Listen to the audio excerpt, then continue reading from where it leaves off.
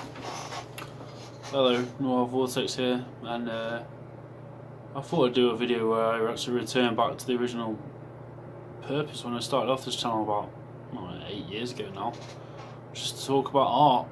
A lot of the stuff that I've been doing recently has been politics and some tech work, blogging, but I figured today I'd do something really difficult and talk about influences in art and what the main prevailing influences of my artwork are now. I've got a bit of a cold, so I apologise if I sniffle a bit for this video. So I think I'll start by starting from the start of my artistic endeavours, I suppose, as that makes sense, and it kind of gives a rehash of what I was working through when I was a younger man. So I guess when I started off, prevailing influences, one of the first paintings I really liked was Kandinsky, and how he went from being a kind of impressionist / post-impressionist to an abstract painter who painted without subject matter per se. And I found that kind of idea fascinating when I was started off painting, and I didn't really have many draftsmanship skills when I started off painting. I wasn't a natural draftsman, so it was interesting to experiment, I guess, with form and line and colour and such, for someone who wasn't trained formally in art when I was younger. This then led to me researching a bit more, obviously finding out a bit more about Picasso and post-impressionism with Van Gogh, who I still love to this day. The Blue Rider, and then I got much more into abstract expressionism, I suppose, after Kandinsky. When I started, so when I first started out, I guess I was doing a mixture of kind of faux expressionism. I've got one here actually. This is from a long time ago. So my expressionistic stuff was more like this. Not very good drawing. It's just like a sketch I did ages ago. And then the abstract stuff I was doing was not like this, because this is fucked up, but something like that, where I was just messing around with paint, acrylic, mark making, stuff like that. So that was where that developed down. And that's how Kandinsky made me see that I could use my mind, could be used as a blank canvas. And when I was younger, I had a lot of visual images that I couldn't really ascribe in any other way apart from obviously painting, I suppose. So I did that for a year or two. I mean, when I first started, I was just literally experimenting with how far I could take abstraction, where I wanted to take abstraction.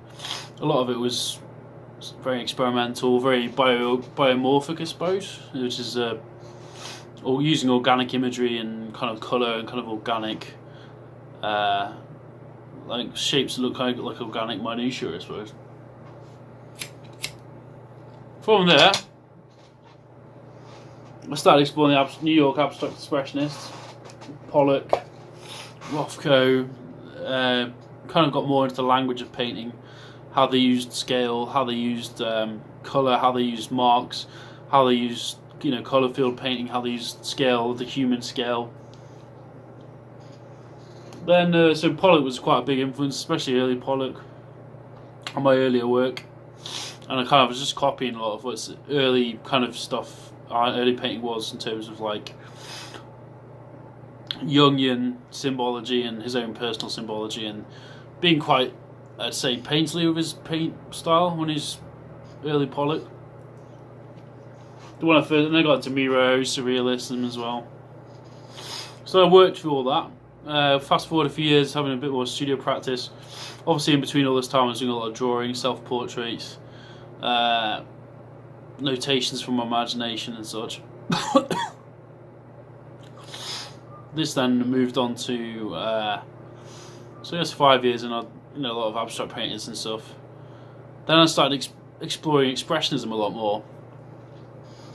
Specifically, the Brücke, the Blue Rider, Otto Dix, Edvard Munch, Ernst Ludwig Kirchner, De Brücke, like I said.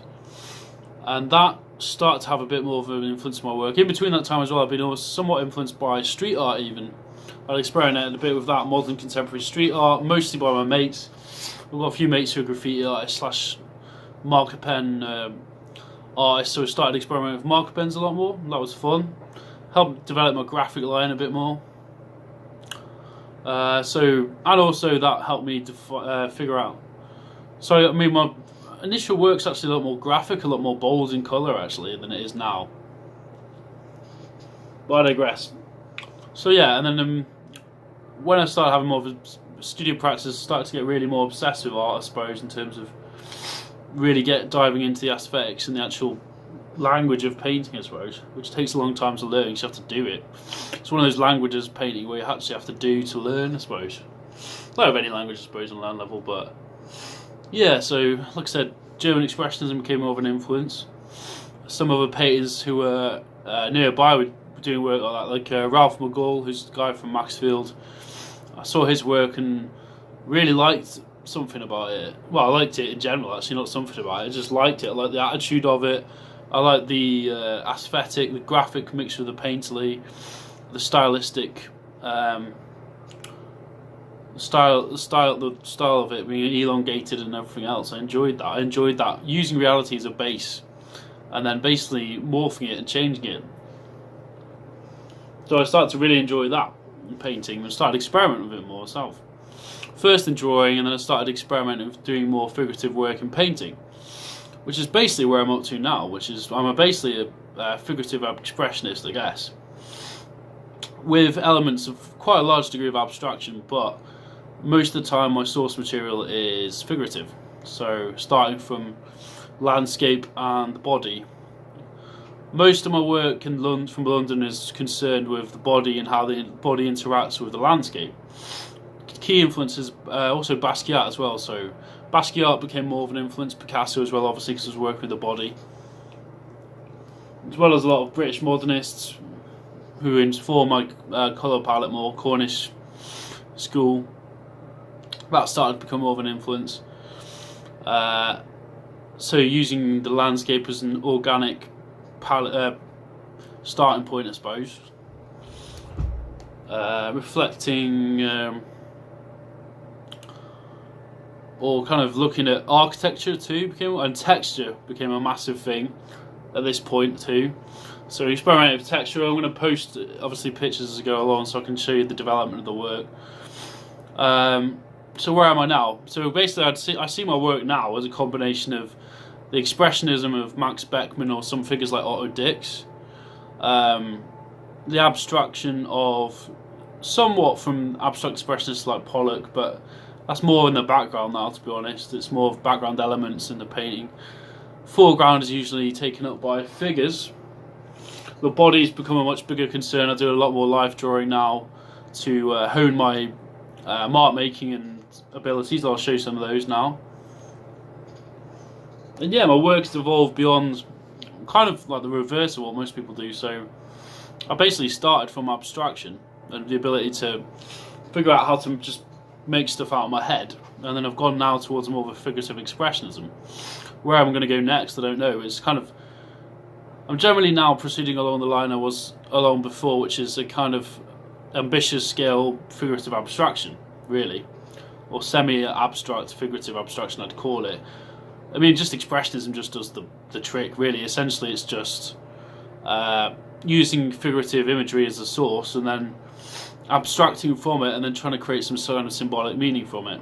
A lot of the expressionists did, and Munch as well. Munch is much more prevailing influence now, in fact, over my work than many other painters.